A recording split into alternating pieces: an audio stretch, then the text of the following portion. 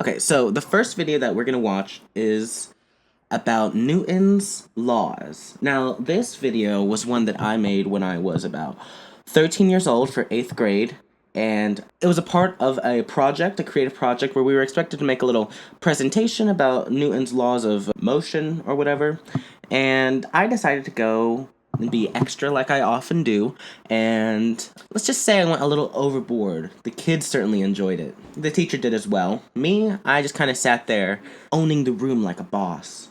I did use my phone audio for this. Hello, class. This is Mr. Cruz. And today we are learning about... What did I put in the file? So that's the royalty-free music that I must have gotten from some bootleg website. And there's my fit, as you can see, with the shirt that was too small for me because it was really fat, with the wig that I stole from my mother's closet, and the fake mustache that I bought from Party Planet that I was really proud of. Now, in this video, I go by the name of Mr. Dr. Cruz. Very professional and totally legitimate. You know, Newton's laws, back in the early 1700s, Newton was a pretty popular guy. See, he discovered all of it when a cherry fell on his head. Because Newton wasn't a very smart man. I can't remember. Did the cherry fall on Newton's head, or did the cherry fall on George Washington's head? I'm pretty sure it was an apple. Correct me if I'm wrong. And therefore, God caused the cherry to fall on his head, and therefore he discovered gravity. Gravity is, pick up this Lamborghini here, and I drop it on the floor, or in front of the camera. It drops. I thought this was so funny. Alright, now, eventually, Newton would discover multiple different exceptions and different amazing things about... This part's a little boring. I'm going to skip ahead. Now, I did a little demonstration with the Lamborghinis. You know, explaining how Newton's laws worked. An object will stay... For example, this Lamborghini is at rest, and it's not going to move unless I drop one. That was the dirty-ass carpet infested with cockroaches. Lamborghini. And put this back here. Wrong way. So that's the law. And that's the law of inertia. Let's see. Let's skip here to the ending. I think there was a real plot twist thrown in there. Right. So a theory can actually become a law if it's lucky enough. But it's mostly based on, like, how verifiable it is. So if I said that That's true. Stacy next door didn't throw out the trash, if I had evidence for that, a lot of evidence that she definitely didn't throw out the trash, which she never does. I have no idea what I'm talking about here. My neighbor's name was Debbie, so... Then that might be a qualification for, it being a law. And then there's reliability, which is kind of the same thing, and making sure it's not pseudoscience. Like my coworker, Mrs. Som, said, you can't... Oh, so I guess I haven't seen this part in a while. I guess my teacher, her name was Miss Isom, and, because I'm a teacher, she's my coworker. In reality, in 8th grade, the pandemic hit, and I never saw her again. So... I wonder how she's doing. That's basically what it all is. Oh my god, someone just came into the house. I mean, the school. I'm in an office. I'm a totally reliable teacher. That's all there is to it. That's the 3 Newton laws. Okay? Bye. And this video got 60 views and 4 likes. That was pretty great. Let's look at another old video. I did another one for Sound Waves or whatever. I haven't watched this one, and I'm not going to watch this one, the sequel to Mr. Dr. Cruz. But who knows, maybe I'll make that one public if I want to. Probably won't, but I could. This one is called Stealing Your Parents' Credit Card. I don't know why I made this one. I think I wanted to be a YouTuber like every kid in the mid-2010s, or late 2010s. Okay, so I'm 9, and I want video games. And you're probably 9 too, and you really want video games. But we don't have any money, and it's really hard to get money now because of the whole Why can't I select full screen? coronavirus. So I have to resort to other means. I made this during quarantine when there was nothing to do. Stealing from our parents. I know you all have done it, and you've all gotten caught. But I never get caught. That never happens. It's never happened. This is me teaching you how to steal your parents' credit card. For the record, I sadly did steal a credit card one time, and I feel really bad about it. When I was during the pandemic, I took my dad's credit card and I accidentally paid for a year of Ancestry.com, because I was really interested in piecing together my family tree, and it was a total waste of money, and I felt really bad after doing it because my dad died the next year. So in retrospect, it wasn't good. So my dad is outside right now smoking, or I don't know. And basically, let's skip ahead. This shirt is really black and it's really skinny. And if you think about it, the skinnier you are, the less your parents will find you and catch you.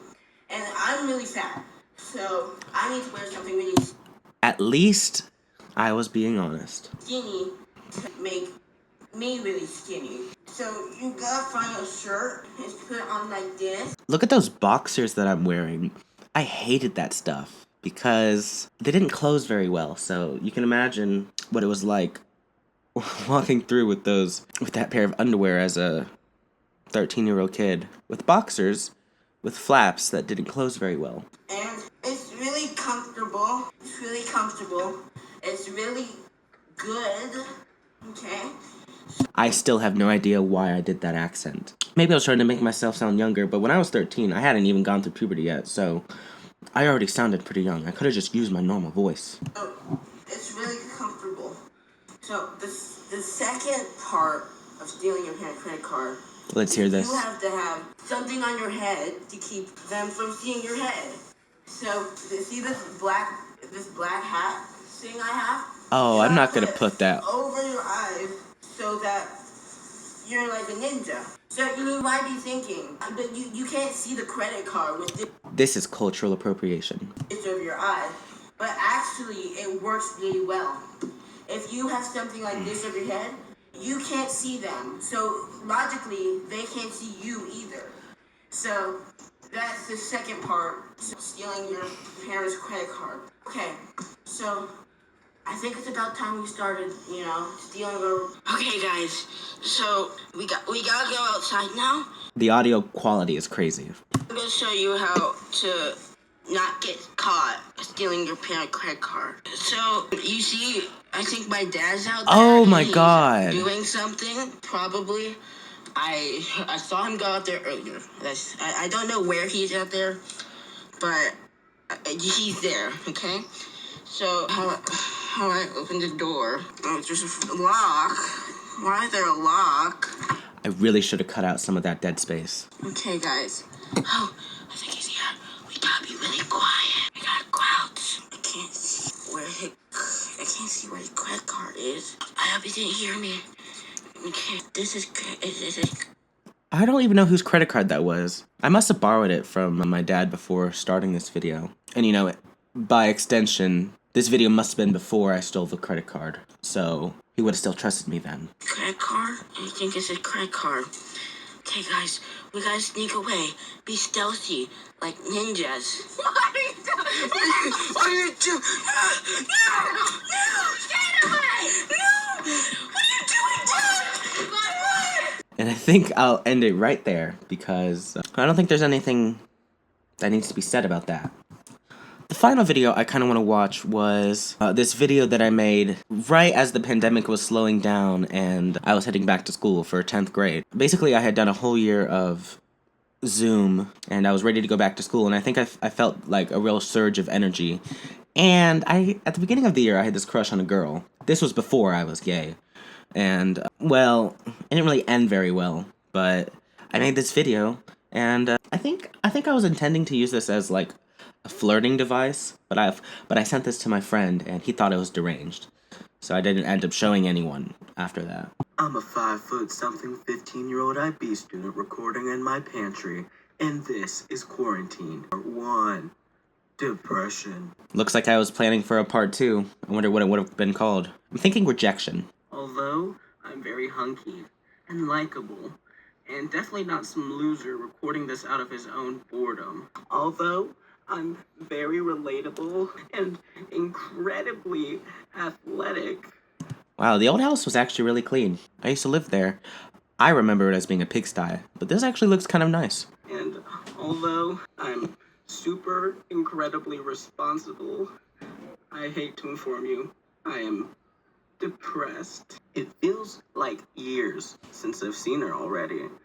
I just can't believe it. I'm still thinking about her after all this time. I mean, she was the first person who truly understood me. The first person I always talked to. This is so when I cringe. entered the lunchroom, and now she's gone. It feels like my heart's been Why chewed did up. I take video of the trash can? Ew, no one needs to see that. Can't finish a PowerPoint without hearing her voice in my head. Can't do my homework without thinking of her. I can't finish a PowerPoint without hearing her voice in my head. I can't do educational research without seeing her image. Oh my goodness. In my brain. You want to know who it is, don't you? You want to know who her is. Twist of the don't you? century. Well, I'll tell you. But I think you already know the answer. The lunch lady. Whenever I walk through my backyard, it doesn't feel the same anymore. Since I did a voiceover, why didn't I just cut out the background noise of the footage that I took on the phone? And also, why are there so many Little Caesar boxes in the fire pit? Someone explain that.